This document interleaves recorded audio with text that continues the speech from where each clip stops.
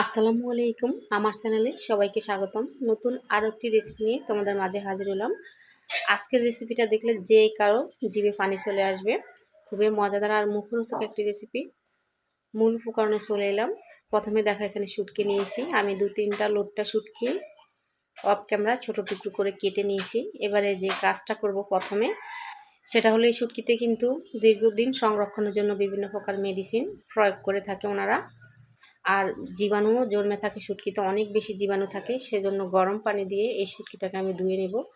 তো পানিটা যেহেতু বেশি গরম সেজন্য চামচ দিয়ে নেড়ে নিচ্ছি আর কয়েকবার করে গরম পানিতে ধুয়ে নিয়েছি।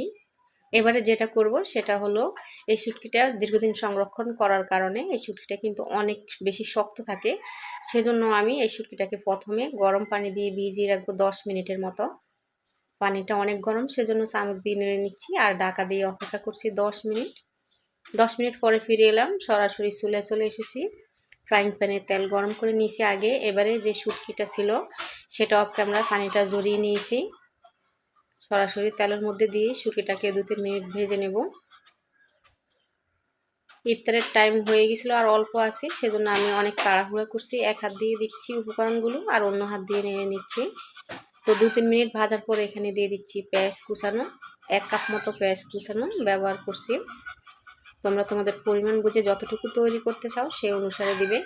এখানে আমি 2-3টি ছোট রসুনগুলো, যে রসুনগুলো ছোট হয় সেটা কোয়া আলাদা করে খোসা ছাড়িয়ে নিয়েছি অফ ক্যামেরা। আর যদি বড় রসুন হয় সেক্ষেত্রে কিন্তু মাঝখান থেকে রসুনটাকে কেটে দিবে।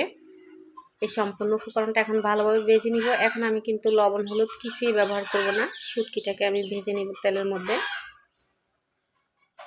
3-4 মিনিটের মতো শুটকিটাকে আমি ঢাকা দিয়ে রেখেছিলাম। অবশ্য ঢাকা খুলে আমরা কয়েকবার নেড়ে দিয়েছি যাতে নিচে ধরে না যায়।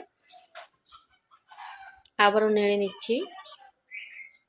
এবারে দেখো এখানে দিয়ে দিচ্ছি 1 টেবিল চামচ রসুন বাটা, দিয়ে দিচ্ছি 1 টেবিল চামচ আদা বাটা। লোটটা শুটকিতে কিন্তু আদা ও রসুন দিলে ভীষণ ভালো লাগে। আদা ও রসুনটা ভেজে নিচ্ছি যাতে কাঁচা গন্ধটা চলে যায় আদা রসুনের। ভাজা হয়ে গেছে। এবারে দিয়ে দিচ্ছি 1 চা চামচ লাল মরিচের গুঁড়া। তেলের মধ্যে মরিচ গুঁড়া দিলে কালারটা অনেক বেশি সুন্দর আসে। দিয়ে দিচ্ছি 1/2 চা চামচ হলুদ গুঁড়ো। চুলার আঁচটা কিন্তু একদম ফুল স্পিডে আছে। আর শুটকি ভাজার সময় কিন্তু চুলার আঁচটা প্রথম অবস্থা ফুল স্পিডে দিলে শুটকির স্মেলটা খুব সুন্দর চলে আসে। এবারে শুটকি ভেজানোর যে পানিটা ছিল সেই পানিটা দিয়ে দিচ্ছি। পানিটা দিয়ে 2 মিনিট মতো কষিয়ে নিয়েছি। এবারে দিয়ে দিয়েছিলাম টমেটো। এখানে আমি 1 কাপ মতো ব্যবহার করছি। আর দিয়ে দিচ্ছি অনেকগুলো ফালি করে কাটা কাঁচামরিচ। দিয়ে দিচ্ছি স্বাদ অনুযায়ী লবণ।